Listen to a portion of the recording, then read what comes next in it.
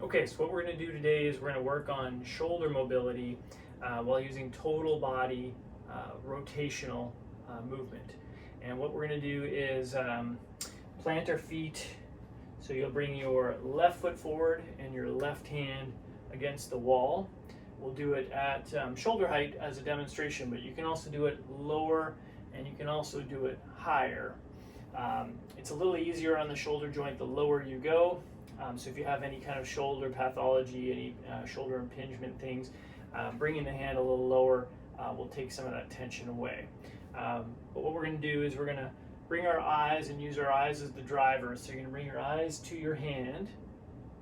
You're going to press your hand into the wall to create tension all the way down the body into the feet.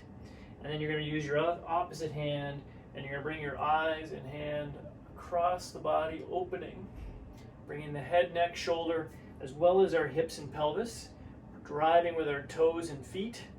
As we push our body away from our opposite hand, you'll hold for 6 seconds, and then you'll drive using this left hand, bringing yourself back, allowing your feet and your hips and your torso to turn towards the hand, and then you're going to drive against that resistance as you look away, holding for 6, coming through, driving back in towards the hand, and you'll do that for 4 or 6 reps, and then you can start to speed up your range of motion and kind of just pump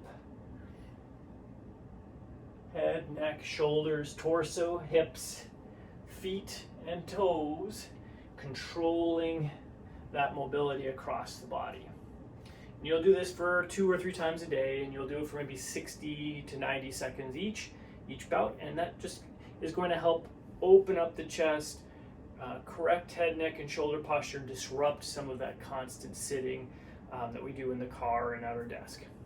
Hope this helps. Let me know if you have any questions.